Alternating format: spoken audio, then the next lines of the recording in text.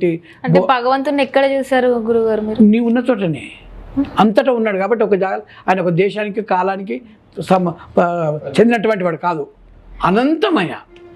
ప్రస్తుత కాలంలో దేవుడు లేడు, దయ్యమే ఉంది అని అంటారు. దేవుడు అంటారు కదా, వాళ్ళు చూసి అన్నారా చూడకన్నారా? దేవుడిని చూసినట్టు కూడా మాకు తెలియదు కదా. మీరు చెప్పింది మేము వింటాం, వాళ్ళు చెప్పింది మేము వింటారు కదా. నీకు నమ్మకం ఉంది ఏది ఉన్నది? నమ్మకం కాదు. ఇప్పుడు చక్కెర నీకు నోట్లో వేసిన తర్వాత సప్పగుందా తీయగుందా అంటే ఏమంటావు? తీయగుందా. నీకు ఎట్లుందంటే అందరికీ తీయగుంటేనే తీయగున్నట్టు, నాకు మాత్రం చేసేది ఉన్నది. ఎందుకలా? ఎందుకంటే నా నాలుకకి జ్వరం వచ్చింది, నాకు జ్వరం వచ్చింది, నాలుక చెడిపోయింది.